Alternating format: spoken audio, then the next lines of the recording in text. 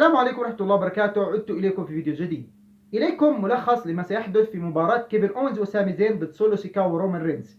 فإذا كنت مهتما فشاهد الفيديو للنهاية، ولا تنسى أن تضغط على زر الإعجاب وأن تشترك في القناة وتفعل جرس التنبيهات كي يصلك كل جديد. تبدأ هذه المباراة بشكل طبيعي بين رومان رينز وسولو سيكاوا ضد كيفن أوينز وسامي زين، وسيحدث صراع عنيف بين الطرفين.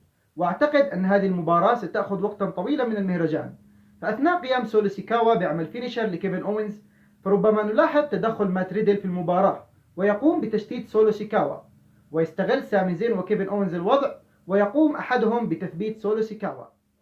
والشيء الثاني الذي من الممكن أن يحدث أنه بعد الصراع العنيف الذي سيحدث بين الطرفين قد نلاحظ عدم تدخل أي شخص في هذه المباراة، وفي هذه الحالة فقط نستطيع أن نؤكد فوز رومان رينز وسولو سيكاوا بشكل نظيف، أو أن يتدخل مات ريدل ويتسبب في خسارة كيفن أوينز وسامي زين، بمعنى أن رومان رينز وسولو سيكاوا سيفوزان حتى بمساعدة ريدل لكيفن أوينز وسامي زين. الشيء الثالث الذي من الممكن يحدث في هذه المباراة وهو عدم سماع الأوسوس لأمر رومان رينز، وبعد الصراع العنيف بين الطرفين يتدخل الأوسوس، فبدلا أن يقوموا بمساعدة رومان رينز وسولو سيكاوا يكونوا السبب في خسارتهم. فمثلا يحاول جيمي أو جي أوسو أن يضرب سامي أو كيفن أوينز، فبالغلط يتعرض رومان رينز وسولو سيكاوا لسوبر كيك من قبل الأوسوس، فيستغل سامي وكيفن أوينز ذلك ويقوما بتثبيت سولو سيكاوا، وتنتهي المباراة على هذا النحو.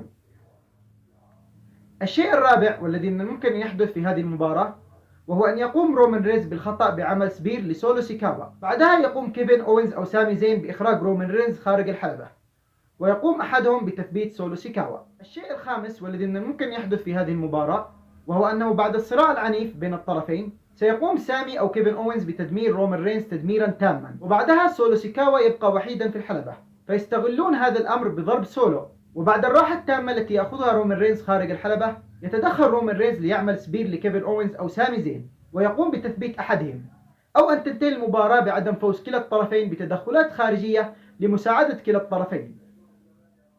الشيء السادس والذي من الممكن يحدث وهو ظهور العضو الرابع للبلود لاين لمساعدة رومان رينز وسولو سيكاوا كما تنص بعض الأخبار. فبعد الصراع العنيف بين الطرفين يتدخل هذا العضو ليشتت كيفن أوينز وسامي زين، فيستغل رومان رينز ذلك ويقوم بعمل سبير لأحدهما، وبعدها يفوز رومان رينز وسولو سيكاوا بمساعدة العضو الرابع. حينها تكون صدمة لجميع متابعي مهرجان نايت اوف تشامبيونز. ختاما نكون قد وصلنا لنهاية هذا الفيديو، فإن أعجبكم فلا تنسوا الإعجاب به ووضع آرائكم الجميلة في القسم الخاص بالتعليقات بشأن الفائزين في مهرجان نايت اوف تشامبيونز وتوقعكم لهذه المباراة بالذات وكيف ستنتهي. وأستودعكم الله، والسلام عليكم ورحمة الله وبركاته.